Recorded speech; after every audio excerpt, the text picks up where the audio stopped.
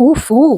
परेशान हो गई हूँ मैं। ये नटेश की सर्दी खांसी कब जाएगी? अरे नूतन, नटेश की तबीयत ठीक नहीं हुई अब तक। नहीं गुब्बी आंटी, मैं कफ सिरप दे रही हूँ फिर भी ठीक नहीं हो रहा है। अरे कफ सिरप बाद में दे देना, पहले उसको स्टीमिंग कराओ, जीरा वाटर पिलाओ, ऑयल का मसाज करो बेटा। वो सब कौन करेगा गुब्बी आंटी, मैं भी थक जाती हूँ ना। तुम्हारी हालत भी समझ सकती हूँ मैं नूतन, लेकिन अब तुम सब्र से काम लोगी तभी वो जल्दी ठीक हो जाएगा, वरना तुम्हें भी तकलीफ ही होगी।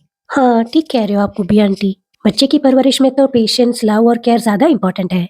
एक बच्चे की परवरिश और देखभाल करना तो 3-4 पीएचडी के बराबर होता है। इस बारे में आपका क्या ख्याल है? कमेंट करके जरूर बताना।